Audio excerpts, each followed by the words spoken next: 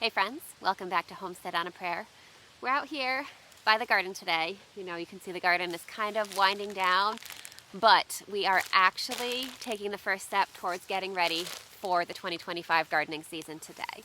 I just got in the mail my 2025 MIgardener seed grab bag haul. So basically at the end of the gardening season every year, MIgardener, who is one of the seed companies that I really like to purchase from, anyway, at the end of the gardening season every year, they do a grab bag with basically all the seeds that they have left. You can get a package of 30 mystery seeds. So I have no idea what's in here. So we are going to open this box, or this bag. We're going to unbox it together, and we're going to find out what seeds are in here together. Now, sometimes buying seeds at the end of the season can give you a really great deal because legally, seed companies are only allowed to sell their seeds during the calendar year that they're packaged for. But that doesn't mean that those seeds won't be good. So basically the reason the law is in place is because while seeds don't expire, they don't really go bad, they do tend to over time go down in germination. Now, depending on the type of seed that it is, that could take a couple years, that could take several years, up to many years if you store it properly for seeds to go down in germination percentage. But just to protect consumers from possibly buying older seeds that might have a lower germination percentage, that's the reason for that law. So that means that you can get some really good deals on seeds at the end of the year, and that's what I like to do. Now, I have been purchasing the grab bag from MIgardener for the past, I think this is the third year that I have gotten this grab bag. And every year I have found something new and exciting to try in it. I do like getting grab bags because even though it is so much fun to go online and to choose exactly the seeds that you want to grow, there's something kind of fun about the mystery as well. Of course you get to save a little bit of money, which is of course a nice perk. But the real reason that I look forward to these grab bags is because a lot of times I get seeds that I wouldn't have picked out for myself. But since I've gotten them in the mail, it encourages me to try them, and I have actually discovered some new favorite varieties that way. So I'm really excited to see what is in this grab bag. We are going to go ahead and open this up. So this is my 2024 grab bag. I'm not sure, I might have accidentally said 2025 before, I can't remember. This is for my 2025 garden, but this is for the calendar year 2024. So we're gonna go ahead and open this up and find out what's inside together. Okay, so here are my seeds. Just go ahead and dig right into this. So first, I have the Porter tomato. This is a tomato variety that I'm not familiar with at all. It says it's an indeterminate heirloom developed for the heat of Texas. So this may not really be a good fit for me. I'm growing here in Connecticut, and here in Connecticut, we do get fairly hot summers, but nothing like what Texas experiences. So drought resistant, that could definitely be a perk for some people. So I may give this one a try. We'll see. That's kind of the risk of a grab bag, is you may get some things that aren't necessarily perfect for your area, but I would say that this is still worth a try, even if it's not necessarily the ideal fit for me. Next, I got the Iceland poppy. These are really pretty, and I have not grown Iceland poppies before. It looks like this is a perennial, which is interesting. I've only ever grown annual poppies before, but these are really pretty. So I may try growing a few of these and sprinkling them in my ornamental garden areas because I do really enjoy poppies.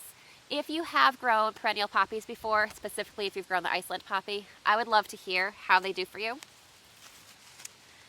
Next, ornamental wheat. This is a fun one, black tip wheat. I think that this would be really pretty in some flower arrangements, so I'm excited to give this one a try. I know nothing about growing wheat, so if you have any wisdom to share with me about growing this type of wheat or any kind of wheat in general, I would love to hear from you. But this I have seen in flower arrangements before. It's really pretty, so I'm excited to give that one a try. Next, I'm probably going to butcher this pronunciation, Piel de Sapo. I'm sure that's probably not even close. But this is a type of melon here. This is a melon that I have never heard of. It says also known as the Santa Claus or Christmas melon. Pale green to white flesh, incredibly juicy and succulent. This looks like something that my son and my husband would probably enjoy, so I may give this one a try for them. It's definitely really cool looking. So if you have any experience with this one, I would love to hear how it's done for you. Now, I think I'm going to have to change location here because the sun is just coming out from behind the tree, and as you can see, it's right in my eyes. Pretty bright, so let's shift location a little bit and I'll be right back. Okay, this is a little bit better. So next we have the Jack B. Little Pumpkin. This is a cute little pumpkin. You know, I may have grown this one this year. I did grow a tiny orange pumpkin variety. I can't remember what it was called, but it may be this one. And I've really enjoyed it this year. You know, it's just cute and fun. I grew it on one of my cattle panel arch trellises, and I really enjoyed growing it on there. So restocking these seeds, that's a great thing. So I'm excited to grow these again next year. All right, next, let's see. Next, I've got another melon variety, Tendril Verde Tardif. Once again, I'm probably butchering the pronunciation. I feel like the sun is shifting and trying to find me over here, but we'll see if we can make it work over here. So this is a late season arrival, distinct green pale rind, succulent aromatic, and honey sweet flesh. Again, that sounds like something that my son and my husband may really enjoy, so I'll give that one a try for them. Next is the edible chrysanthemum, Shungaku. You know, you're getting to hear me, if nothing else, you're getting to hear me butcher all kinds of names today. So this looks like a fun one. I have actually gotten these seeds in the grab bag. I think I got these last year, and I still have not tried them. So this is a little reminder to give these a try. If you have experience growing this, I don't really know anything about it. I don't know how to use it, which I think is the main reason that I haven't grown it yet, even though I did get the seeds last year, because I'm not really sure how to use it. So I would love to hear tips from you. I would love to hear about the flavor of it. Just anything you have to share about this variety. I would just love to hear it all. All right, next. Oh, this one is pretty. Red shiso. Let's see. Okay. Oh, okay. I was a little confused. I had two packets stuck together. So this one says Japanese heirloom, spicy herb, perfect for cooking Asian cuisine. I think that's just really beautiful. So that could be a fun one to try. This is another one that I also have no experience with. So any tips that you have to share with me about this one would also be greatly appreciated. Now, goji berry. This is what I was reading the back of. These were stuck together and I was very confused why this was being described as a berry. So the goji berry, widely used for superfood qualities. This one is a perennial. I have never actually tried the goji berry, although I have heard of this one. If you have any tips to share about this one, just where do you grow it? How does it taste? What do you like to do with it? I'd love to hear all that from you too. Okay, next. Sensing a theme here, we have another melon. This is the canary yellow melon. This is another one I'm not familiar with.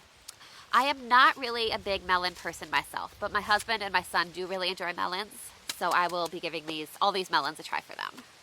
Next, I have white Vienna kohlrabi. I have grown kohlrabi before. I think I tried the purple version of this before, and it's a fun plant. It's a little bit different to grow than, at least in my area, it's not really all that common to grow, but it had a good flavor. It was very brassica-like flavor, kind of similar to like a broccoli stem, but a little bit different. These are kind of fun and unique to grow, so I will be giving this a try as well.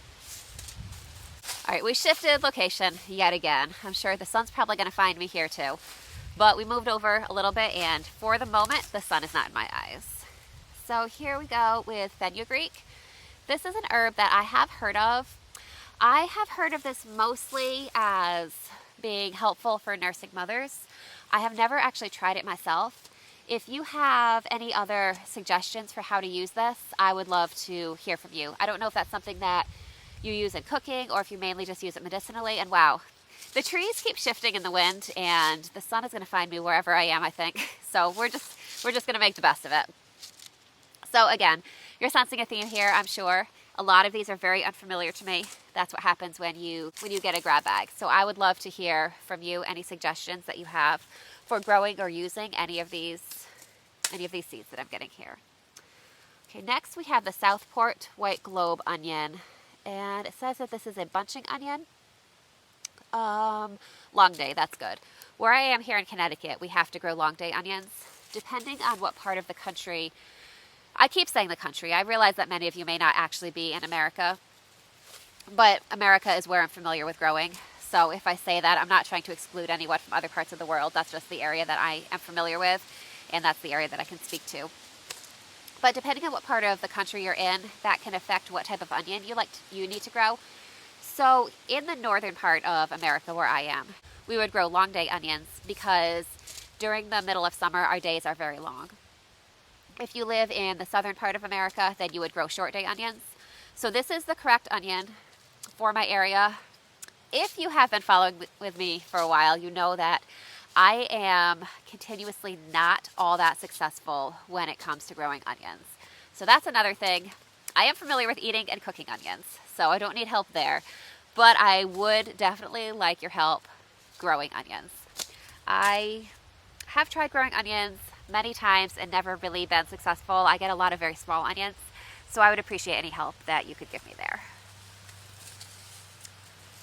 Next we have this Nebuca, not sure how you say that, evergreen bunching onion. These I really enjoy. I don't think I've grown this specific variety before, but I have grown bunching onions. I'm having a little bit of an allergy issue today, so if I sound a little bit stuffy or nasally, I hope that you'll bear with me. It's just been, the ragweed is blooming in my area, and I'm just feeling a little bit congested today. That's all it is. Feeling fine, but just, hopefully my voice sounds okay in this video.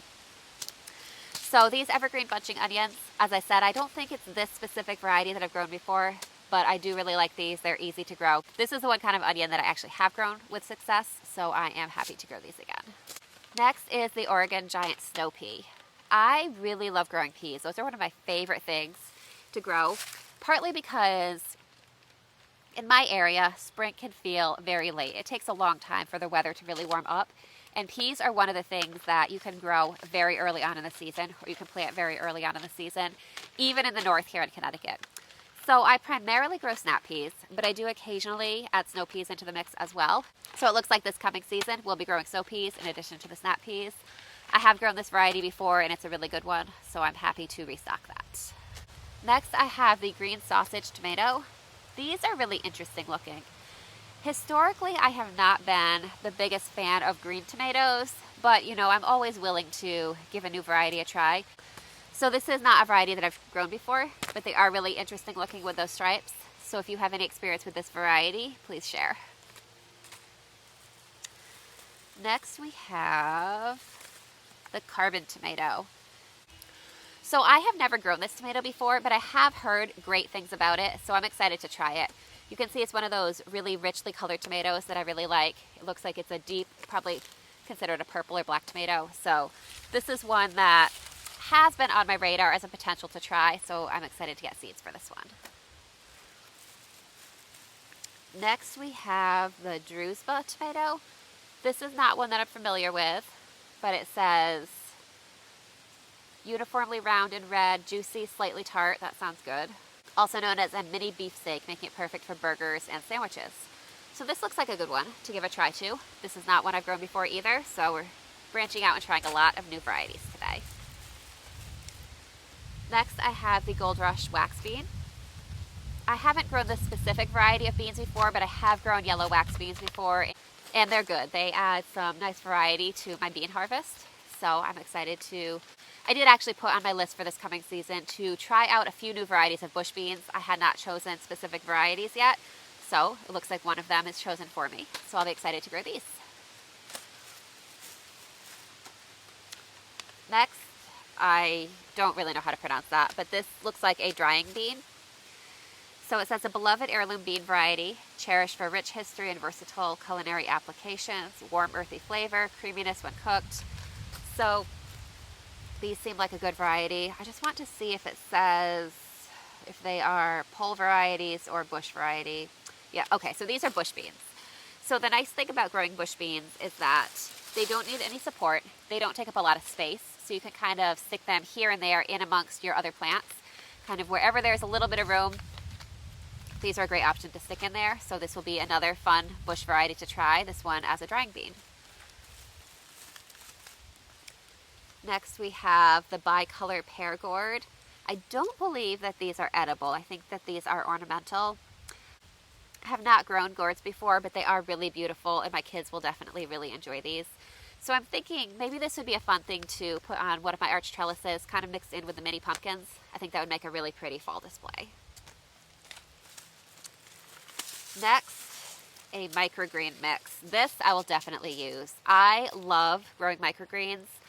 Every winter, you know, I try to keep the lettuce and the greens in my garden going as long as I can, but here in Connecticut, I am never really able to keep them going the entire season. So once they kind of die out for the season, I start growing microgreens in my house, and I will really enjoy this one. It says it contains broccoli, cabbage, amaranth, radish, and mustard. So there's a couple in there I haven't tried. I think this will be a fun one to try. So definitely stay tuned because I'm hoping to share some of my experience growing microgreens with you this winter, and we'll see how it does. Next, we have a kale-a-bunga mix. I do really like kale. Every year I grow kale. Don't think it says what varieties are in here, but it looks like a fun mix of kale. So hopefully this will do well. And by trying this mix, I can hopefully add a few new varieties into my repertoire. All right, so you guys are getting to see pretty much every angle of the area outside my garden today. You know, the sun just seems to be setting so quickly tonight that, you know, every time I move, it kind of follows me, and hopefully in this spot will be good for the rest of the video. I mean, as you can see, it is still shining on my face a little bit, but there's only so far I can go. And so we'll just try to wrap up this video before it finds me again. Next, we have the Blue Lake bush bean. Now again, I know I did just say that I wanted to try a couple new bean varieties this year, so this will be another good one to try. I'm not sure if I've grown this one before. I know I haven't grown it recently, but the Blue Lake bush bean is a really famous variety. I think that it's really well known, and it's one of those kind of classic well-known bean varieties, so I think this will be a good addition to the garden next year. Next we have, oh, this is something I have never grown before, red burgundy okra. Now, I know okra is primarily known as a southern crop. I have never grown okra before, and I'm not sure how well it would do in Connecticut. If you're up in the north like me and you have grown okra before, whether you've been successful or not, I would love to hear your experience with that. So, just let me know. Next we have Simmeron Lettuce. Lettuce is something I do have a lot of experience growing. I don't think that I've tried this variety before, but I do love lettuce, and I don't think I've ever found a variety of lettuce that I didn't love, so I'm sure I'll love this one too. This looks like a nice rich red, which is always a good addition to the garden. I like to mix in a lot of red varieties along with, you know, the classic green. So it says this is a romaine leaf lettuce. Must have for edible landscaping. It does look really beautiful. So this one I'm thinking will be a good one to try. So I'm excited to try that one coming up this year or next year. Next we have the Piccolino Basil. As you can see, this is a tiny little basil. It looks so cute from that photo there. Basil, you know, I love basil. I like to grow a variety of different basils, so adding another basil to the mix. I think I actually did get this in my grab bag last year too. I know I did actually try growing it this past year, and I think it did well. I don't remember having any basil that didn't do well. So I think that we'll try that one again this year. Okay, next I have this beet variety. Now, I will say that no one in my family is really a big beet eater, including myself. So I may see if my husband might be interested in growing this for juicing purposes. If he is, I will give this a try. If not, then I will be looking for a friend who is interested in growing this beet. Next we have golden bantam corn. Now this one, I've never really been successful growing corn because I don't really have the amount of space that it really requires. So this is another one that I have no experience with. It does say 5 feet tall, so it's a shorter variety than a lot of other corn varieties. Ears grow to be around 8 to 10 inches in length, great for fresh eating, freezing, drying, or even canning. So I'm not sure if I'll give this one a try or not, because it has been my experience that when I have dedicated a small area to corn, it tends to not get pollinated that well. Corn is one that you really want to have a large area to dedicate because it is wind pollinated. So this may be one that I may be giving away as well. But again, I would love to hear your experience with it. I am open to giving it a try if it's something that does seem reasonable to grow in my area in my garden and in my limited space. Okay, the final seed variety, Amaranth microgreens. Now this is an exciting one too. As I said, I do really love growing microgreens over the winter. Amaranth is one that I have not tried before. It looks really beautiful when you see pictures of it grown as microgreens. So I would be excited to give this a try and add this into my microgreen rotation. If you have any experience growing Amaranth microgreens specifically, I would love to hear from you. How long does it take compared to other microgreen varieties? I know this is information that I can just look up online and find the answer that way. But I like to hear from people who have actual experience growing it too. And how does the flavor mix in with other microgreens? I know broccoli is my favorite, but I also like to grow green peas and I like to grow sunflower seeds. Those are probably my 3 favorites. So I'm excited to add this one into the mix as well. So that is my MIgardener grab bag for 2024 seeds that I'll be using in the 2025 gardening season. If you got a grab bag from MIgardener, I would love to hear what you got, anything that you're really excited about or anything that you haven't tried before, something that's new to you. I would love to hear what you got. And as I said, the many varieties that I am not familiar with, that I don't have experience growing, or in some cases I don't even have experience eating them, I would love to hear from you about how you like to use those or how you like to grow those. So I am definitely looking forward to the 2025 gardening season. Getting the first seed order of the year or the first seed order for the next gardening season is always an exciting thing. As we're out here in, outside my garden, we haven't actually had frost yet, but I know it's coming soon, and that will be the end of, or for the most part, it'll be the end of at least the summer garden for 2024. So looking ahead to 2025 is always an exciting thing. So I hope that you're all having a great day, and I can't wait to see you soon. I'll see you next time.